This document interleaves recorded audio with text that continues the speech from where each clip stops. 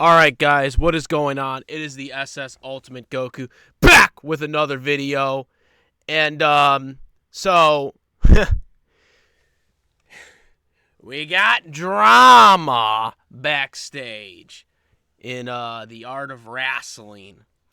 So as you guys know, All in London. Special kickoff time at was it noon? Officially it started at 11, but it was like fucking noon was when the like freaking goddamn thing actually started, the show actually started or whatever. Eastern time. And so All In, it came out, and we're supposed to be talking about how good of an event this was, right? But from the moment the show started, drama started coming out in the dirt sheets, okay? Drama started coming out, ladies and gentlemen. And once again, it involves my boy CM Punk.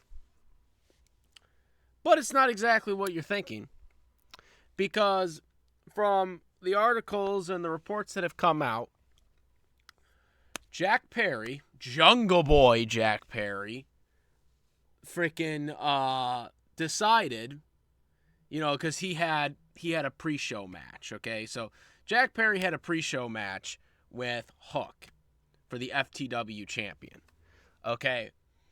And so he apparently, because this is what I'm reading now. I'm reading these reports now about Jack Perry being very, very mad at CM Punk. He was very, very mad at CM Punk for having the audacity to tell him that you're not going to use real glass on yourself in a wrestling match, because guys that have used real glass have seriously injured themselves, i.e. Goldberg, who punched the frickin' goddamn glass for real with the car and was out for like 5 months or whatever back in WCW.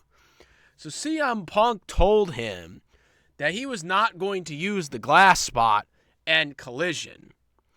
And then, because of this, Jack Perry was mad. So because of that, he decided that at the pay-per-view and All In against Hook, he was going to use the glass spot, where they actually used real glass instead of gimmick glass, okay?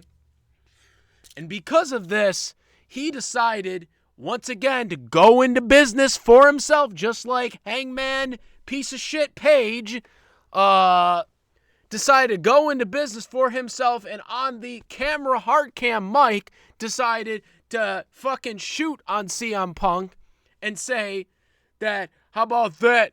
That's real glass, bitch, right? Wasn't that fucking he fucking said it on the hard cam. Now everyone probably didn't know what the meaning of that was at the time, but that fucking dude decided to do that. And then when he comes back to the curtain, or get back into Gorilla, right, after his match, he fucking, because Punk was going up first. He was going up first with Samoa Joe, okay? He decides that he is going to push Punk, or go up to him and confront him and push him, or whatever. That's what the reports are. I don't know if these reports are exactly true or not, because, anything that's reported by Dave Meltzer, you got to take with a grain of salt, you know what I'm saying? Because, big con artist there. But anyways, so he pushed him right before his match, his big match in Wembley. He's getting ready for Samoa Joe, and this dude gets in his face and pushes him. And you didn't think that Punk wasn't going to retaliate on your ass? So the report says is that Punk then choked him out after he got in his face and pushed him. Now, since this report came out, a couple hours afterwards, Miro, a.k.a. Rusev, for anybody who doesn't know from WWE, he came out on a tweet and said that this report is utterly false. Now, Miro did not specifically say what was false. He just said that the report was false. Now, Tony Khan, during the media scrum, did say that there was an incident that did happen, which confirms that this incident or whatever did happen. So, in the follow-up of the reports were that Punk still did his match. Obviously, he did his match still. Had the best match on the card, and it was the opening match. Okay? So, Jack Perry, Jungle Boy, was sent home. And he was gone for the rest of the night. Not that it mattered because he already wrestled. He wrestled on the pre-show. So it really didn't matter. But he was pretty much done anyways. Because he had wrestled his match for the night. But he was sent home for the rest of the night. He was sent home for the rest of the night because of him starting an altercation with Punk. But again, there's still no reports on if any of this is accurate because Miro, who actually is a wrestler who was actually there, has claimed that this didn't happen. Now, we don't know if that's sure because Miro, even though he's there, obviously he could have seen it from hearsay. We don't know, but he was actually in the room. He was there with all the wrestlers. So he has more hands-on knowledge than most of these reporters do. So, but again, I have to reiterate that Miro did not specify what part of the report was inaccurate. All he said was the report was untrue. He did not say specifically what was inaccurate in the report. And then, of course, as we all know, Tony Khan later did confirm that there was an incident that did happen, but we don't know actually if the incident in question that we're talking about is true or if it's about another incident that hasn't been reported yet. But obviously people are putting the dots together that this is the incident that we're talking about. But again, as we all know, Tony Khan seems to be very vague on to telling people what happened since he still hasn't told us about what happened during Chicago last year at All Out. Still hasn't. He said that there was supposedly going to be an independent investigation, what the reporters said. There's going to be an independent investigation. Tony Khan never acknowledged that the media incident ever happened, the media scrum ever happened. He never acknowledged it, never said that there was an independent investigation, never said any of this stuff publicly. This was all stuff that was reported by dirt sheet reporters.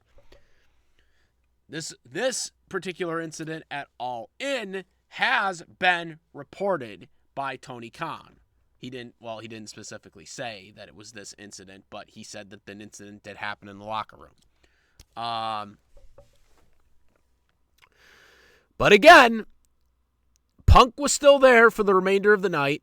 He wrestled his match. He was there for the whole show. He was there for the whole show, despite wrestling on the opening match. Okay? He was there. He wrestled the whole show. Jack Perry was sent home. So obviously, the person who started this fight was Jack Perry. That's a big indication because he'd have no reason to send him home. He'd have no reason to send him home. So all you freaking anti-Punk haters, get off your high horse. This was clearly building up on Jack Perry's part. He fucked up, and he's probably going to get suspended because, that's what happened to Eddie Kingston. That's what happened to Andrade. He's probably going to get suspended because he was the aggressor in this incident. And it's a fact. I don't give a damn what all these anti-fucking Punk fans want to fucking say because y'all fucking know that I'm on Team Punk. So y'all gonna be biased and say, oh, you're fucking being biased for Punk. But it's your little dirt sheet reporters that are fucking saying that Jack Perry started the fucking fight. They're trying to word it in a certain way to make Punk look bad, but the fact of the matter is, he started a fucking fight. He got in his face right before Punk's fucking big match. He got in his face. He fucking pushed him. He was the aggressor in this. He fucking provoked the bear, and Punk fucking struck him, if that's what truly happened. Because, again, Miro did say that the report was inaccurate, so I don't exactly know what exactly was not true in the incident that happened in question. But once again, you're going to get fucking idiot people that fucking think that Punk is wrong for everything because he fucking sticks up for the fucking business. He fucking actually understands the business, unlike these younger people that fucking don't get it. They clearly don't understand it because, Punk is someone who actually understands the old school mentality of wrestling, which these younger guys do not understand it. They don't understand it. They want to do it in their way instead of what's good for the business. Punk understands what's good for the business. And he's also protecting people's health. If it's true that fucking, about the glass fucking thing, it's like, yeah, why would you fucking use real glass? Why would you use real glass? You're only risking your health. There's a reason why they gimmick the glass. There's a reason why they gimmick guitars. Fucking, you want to talk about fucking bullshit right here? Fucking, Jake the Snake Roberts literally talked about how the Honky Tonk Man hit him with a fucking real guitar, and he fucking hurt his fucking neck, right? And he had to fucking hold off on surgery for several years so he could continue fucking working. All right? And then this fucking idiot fucking decides, I'm going to use real fucking glass instead of gimmick glass. All right? It sounds like CM Punk's actually trying to protect your health, Jack Perry. But it sounds like you're too stupid to actually understand that. Like, I don't understand why people are this fucking dumb. Like, they're trying to make Punk look like a bad guy, but he isn't. He's trying to help you. He's trying to protect you. He's trying to protect you from getting fucking injured for real. And then you guys make Punk look like the bad guy because he fucking is trying to have you use fucking fake glass instead of real glass so you don't hurt your fucking self. I don't fucking see what the issue is. I mean, would you use a real fucking guitar? No. Jake Roberts told you why you don't use a real fucking guitar. Use a gimmick guitar. Okay? Obviously, wrestling, you're going to get hurt. I mean, that's a part of the business. You're going to get injured. You're going to get hurt because that's just what happens. But if you can prevent it by using weapons that are gimmicked, you're going to do it. Like, seriously. I don't understand how people are going to defend Jack Perry on this one. Like, I'm sure we're going to have the biased elite fans that are going to come to this channel or come on fucking social media and are going to defend fucking Jack Perry for this bullshit. But the fact of the matter is, the facts don't lie. The facts are the facts. CM Punk was protecting him. Jack Perry didn't fucking want that. And all he wanted to do was just shove it to Punk. It's clear as day based on what fucking we've heard so far. And that shit's not going to fly. That's what I got to say. Not really much else to say. And hopefully everybody enjoyed all in. I don't like how they lied about the attendance record, by the way, because we all know WrestleMania 3, 93,000 fans, by the way. So lie right there by Tony Khan. But anyways, I will say this. The opening match, even though obviously I prefer CM Punk, out of pretty much everybody on this roster. I can honestly say that the CM Punk versus Samoan Joe match was the best match on the card. It was better than the weird main event with Cole and MJF. You know, they like that. The whole is he gonna turn heel? Is he not gonna turn heel? With both wrestlers was just really fucking stupid. MJF needs to be a heel, not a babyface. You wouldn't turn Ric Flair a fucking babyface in his prime. You should not be turning MJF babyface at this time. You know, he's a generational heel talent right now. He's like Ric Flair. You don't turn Ric Flair heel, or you don't turn Ric Flair face. You keep him heel. And I was hoping that MJF would have, like, fucking, backstabbed Cole, but he didn't. So, just weird fucking shit there. But yeah, that's it. That's all I gotta say. Make sure to subscribe, hit that bell for all the latest contents.